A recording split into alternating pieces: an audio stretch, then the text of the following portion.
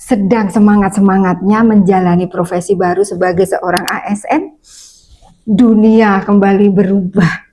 Coba kawan-kawan bayangkan, seorang ibu yang awalnya sehari-hari lebih banyak rutinitasnya di rumah, ya, mengurus urusan domestik, urusan rumah, menjaga anak, merawat anak, yang bisa dibayangkan tuh aktivitasnya sambung menyambung tapi tetap di dalam rumah gitu ya, kebanyakan di dalam rumah.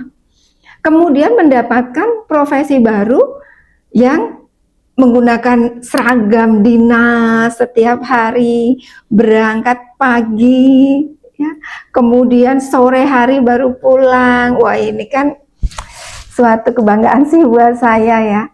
Meskipun ada konsekuensi ya, mau tidak mau, suka tidak suka, anak akhirnya sekolah full day ya, full day di PAUD.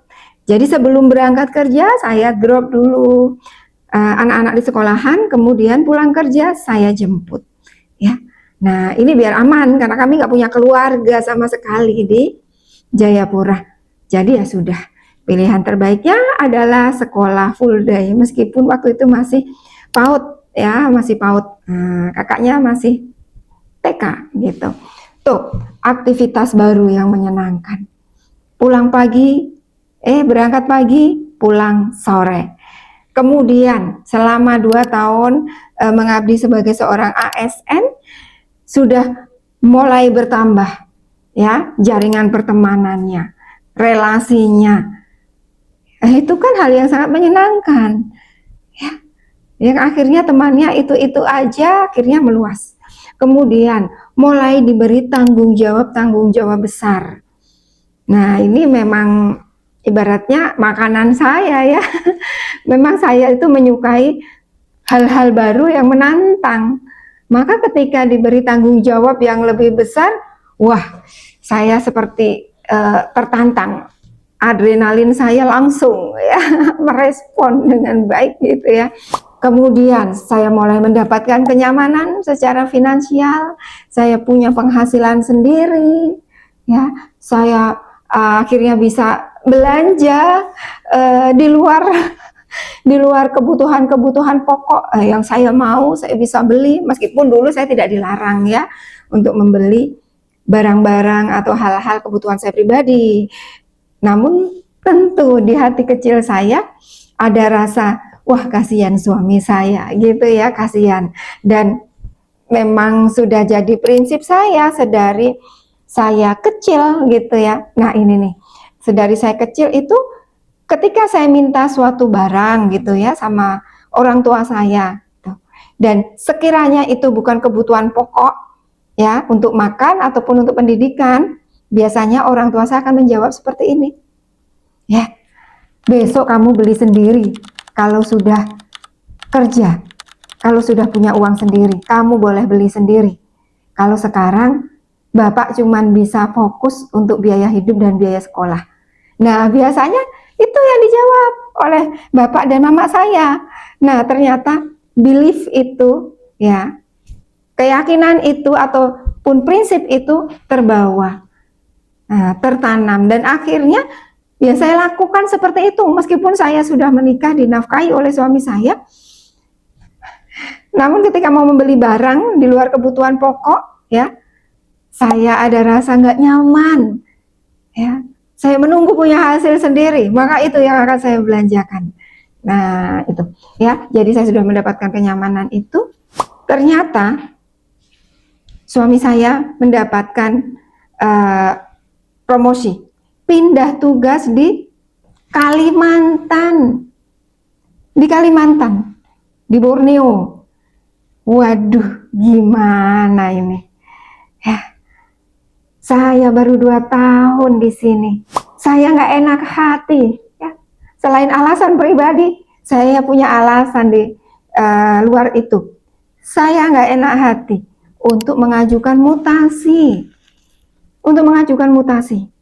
Apalagi di Jayapura itu sumber dayanya sangat terbatas, seperti yang saya sampaikan di video saya sebelumnya.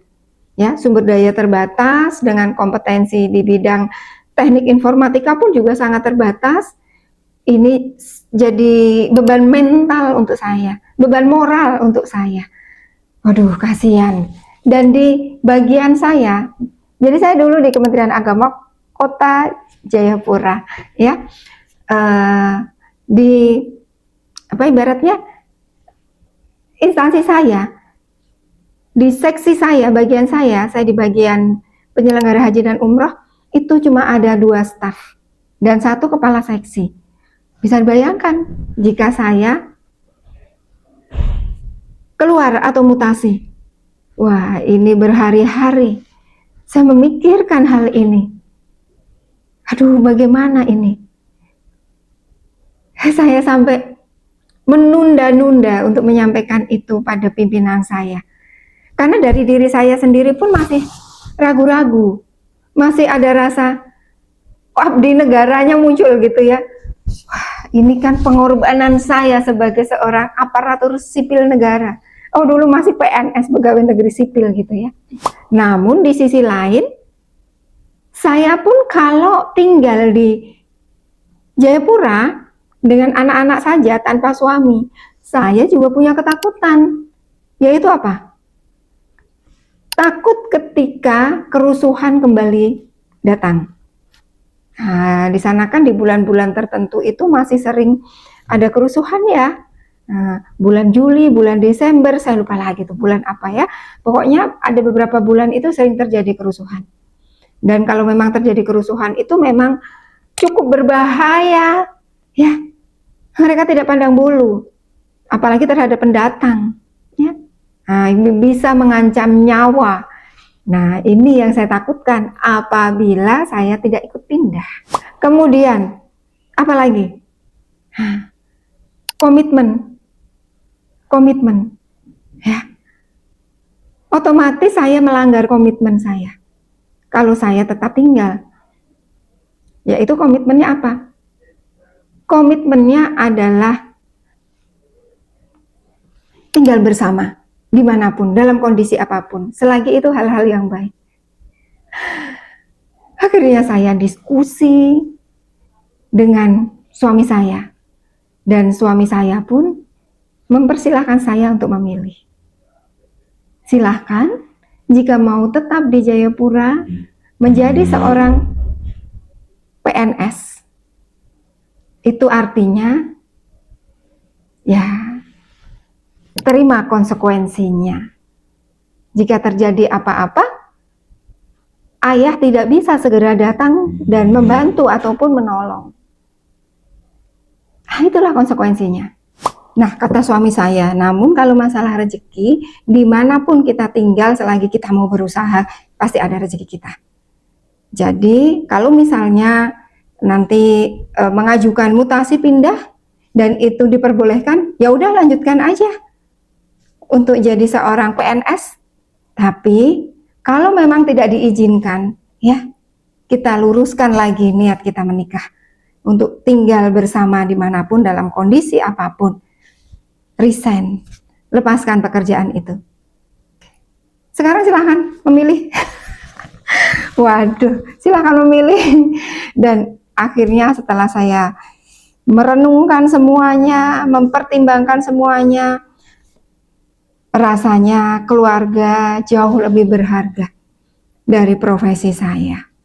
Profesi sebagai jalan untuk menjemput rezeki. Dan insya Allah ada jalan-jalan lain lagi untuk menjemput rezeki. Akhirnya saya memberanikan diri untuk menghadap ke kepala kantor dan menyampaikan bahwa suami saya dimutasi dan saya bermaksud untuk ikut mutasi, mengajukan pindah. Namun ketika itu disampaikan, karena saya baru 2 tahun, maka itu akan cukup sulit untuk mutasi, untuk pindah tugas dari Jayapura ke Kalimantan. Ya sudah, apa boleh buat? Akhirnya saya sampaikan ke pimpinan saya, kalau begitu Pak, saya izin, saya mengajukan pengunduran diri.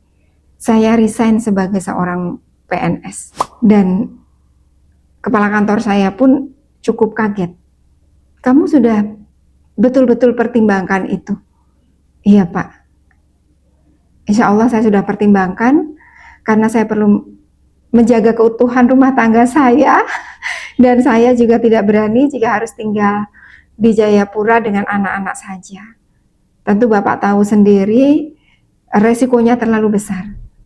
Dan akhirnya, ya, kepala kantor saya sampaikan begini, oke, kalau begitu saya bantu untuk mutasi ke Kalimantan. Sayang jika Dewi harus resign, karena untuk tahun 2011 itu pengangkatan pertama kali ya dibuka formasi untuk jurusan-jurusan teknik informatika, ilmu komputer, karena kedepannya instansi negara, kementerian akan banyak aplikasi yang memerlukan kompetensi Dewi.